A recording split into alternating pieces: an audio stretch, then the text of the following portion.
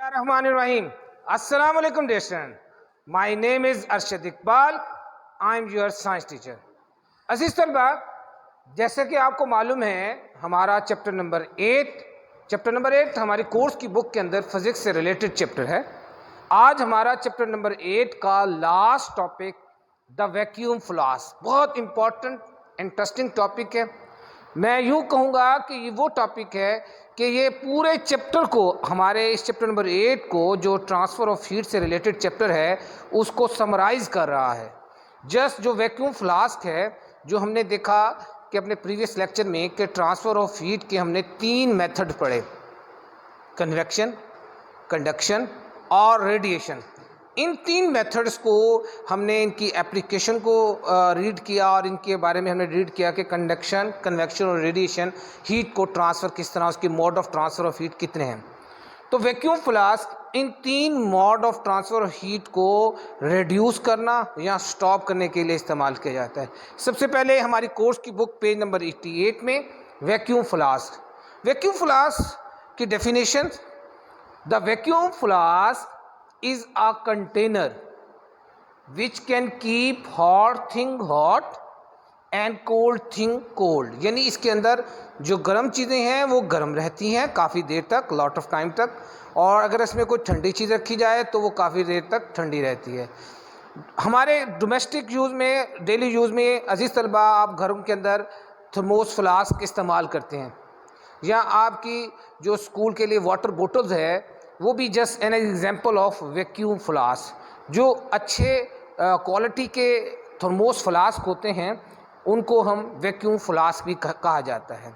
असल में in vacuum flask का जो मेन फंक्शन है वो रिड्यूस करना है ट्रांसफ़र ऑफ हीट। अब हमें मालूम है कि जो हीट की ट्रांसमिशन है वो 3 मोड ऑफ ट्रांसफ़र से होती है। Number 1 conduction, number 2 convection, number 3 radiation.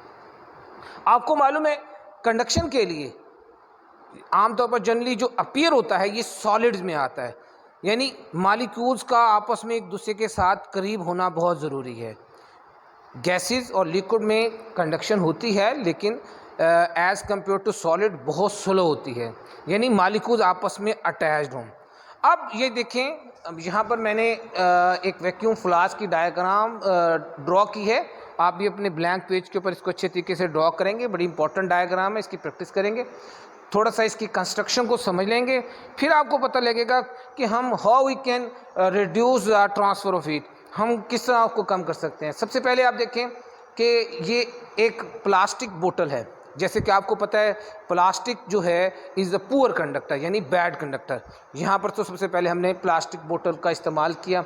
इस प्लास्टिक बोतल के अंदर हमने डबल वॉल ग्लास जो है वो हमने इस्तेमाल किया, डबल वॉल। और डबल वॉल के अंदर आप ये देखें कि ये 2 वॉल्स आपको नज़र आ रही हैं, ये पॉइंट आपको नज़र आ रहा है, इस पॉइंट से हमने एवोकेटेड कर दिया, यानी हमने वैक्यूम पंप के ज़रिए इन 2 ग्लास ट्यूब के अंदर से एयर को निकाल दिया।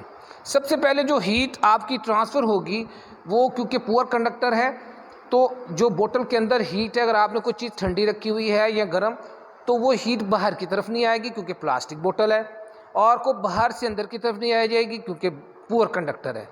अब जब हमने ये ग्लास ट्यूब रखी, इस ग्लास ट्यूब के अंदर ये आप देखें कि डबल वॉल, उसके बाद हमने वैक्यूम क्रिएट कर दिया। जब हमने वैक्यूम इसके अंदर क्रिएट किया तो कंडक्शन का अमल जो है वो स्टॉप हो गया, क्योंकि कंडक्शन के लिए, कंडक्शन को ट्रांसफ़र करने के लिए, जो मोड ऑफ ट्रांसफ़र के लिए मॉलिक्यूल का एक दूसरे के करीब होना ज़रूरी था। दूसरा जो कन्वेक्शन है, आपको मालूम है कन्वेक्शन जो होता है उसके लिए लिक्विड और गैसेस के अंदर जो ट्रांसफ़र ऑफ हीट होती है वो कन्वेक्शन के लिए होती है। तो जब हमने वैक्यूम पंप के ज़रिए हमने एवोकेट कर दिया, हमने उसको तमाम एयर को जब एग्जॉस्ट कर दिया और निकाल दिया इस ग्लास ट्यूब के अंदर से, अब इसके अंदर वैक्यूम क्रिएट हो गया। अब कोई भी मीडियम जो है वो मौजूद नहीं। नंबर 1, कोई इनके दरमियान में सॉलिड मटेरियल मौजूद नहीं, कोई लिक्विड मटेरियल मौजूद नहीं, कोई गैसेस मटेरियल, बहुत कम अगर गैस मौजूद है तो वो मटेरियल मौजूद नहीं, जिसकी वजह से जब वैक्यूम क्रिएट हो गया तो लाजमी बात है 2 mode of transfer of heat, number 1 conduction और नंबर 2 कन्वेक्शन, वो स्टॉप हो जाएंगे। यानी कंडक्शन के ज़रिए जो हीट इन ट्रांसमिशन होनी है बोतल से, यानी इनर साइड से आउटर साइड और आउटर साइड से इनर साइड, उस mode of transfer of heat को हमने रिड्यूस भी कर दिया और कम भी कर दिया। अप्रॉक्सीमेटली हमने तकरीबन उसको ख़त्म कर दिया। अब आ जाता है हमारे पास जो mode of transfer of heat है वो रेडिएशन। अब रेडिएशन वो mode of transfer of heat है जिसके लिए किसी मटीरियल मीडियम का होना ज़रूरी नहीं है। तो लाजमी बात है कि रेडिएशन के लिए तो मटीरियल मीडियम ज़रूरी नहीं है। तो अब इसको किस तरह, अब हमने क्या किया, हमने इस बोतल का जो ग्लास ट्यूब रखी हुई है इसके अंदर, हमने इसकी इनर सरफेस और इसकी आउटर सरफेस, इन दोनों जो इनर बोतल यानी इनर सरफेस है और आउटर सरफेस है, इनको हमने शाइनीज बना दिया। अब जैसे ही ये हीट इस शाइनी सरफेस से स्ट्राइक करेगी, क्योंकि आपको पता है रिफ्रैक्शन होगी, तो फिर ये रिफ्लेक्ट होकर इस साइड पर और इस साइड से स्ट्राइक होकर दोबारा वो उसी मीडियम्स के अंदर जो है वो ट्रांसफ़र हो जाएगी। यानी हमने देखा कि जो रेडिएशन है, जो रेडिएशन के ज़रिए हीट का ट्रांसमिशन होनी है वो इनर सरफेस और बाहर, क्योंकि अगर किसी भी तरीके से अगर हीट इंटर हो भी गई है, ये पुअर कंडक्टर है लेटरगम, तो अगर किसी भी तरीके से इंटर हुई है तो यहाँ क्योंकि शाइनी सरफेस है और शाइनी सरफेस से दोबारा रिफ्लेक्ट हो जाएगी। वैसे भी इस ग्लास बोतल के इस दरमियान में हम एक ऐसा इंसुलेटेड मटेरियल फिल कर देते हैं कि हीट जो है वो जो अच्छे और क्वालिटी वाले वैक्यूम फ्लास्क होते हैं, हीट जो है वो इनर बोतल के अंदर ट्रांसमिशन नहीं होती।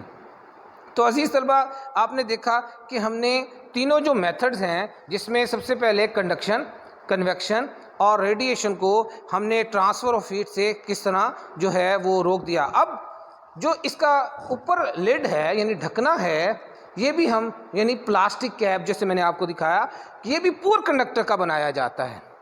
अब यहाँ से सिर्फ जो हीट की ट्रांसमिशन है इस ओपनिंग पार्ट से हो सकती है, इसको भी हमने पुअर कंडक्टर से बना दिया। और अक्सर जो अच्छी क्वालिटी वाले वैक्यूम फ्लास्क होते हैं, ऐसा ओपनर रखा जाता है, जस्ट उसके साथ एक बटन रख दिया जाता है जस्ट ओपन और क्लोज़ करने के लिए, ताकि मज़ीद जो है हीट की ट्रांसमिशन जो है वो इजीली जो है वो ना हो सके। और जो भी वैक्यूम फ्लास्क के अंदर हमारे पास जो चीज़ है वो हॉट है तो वो उस काफ़ी देर तक, काफ़ी अरसे तक उसको गर्म रखा जाए, और अगर वो ठंडी है तो काफ़ी अरसे तक उसको जो है वो ठंडा रखा जाए।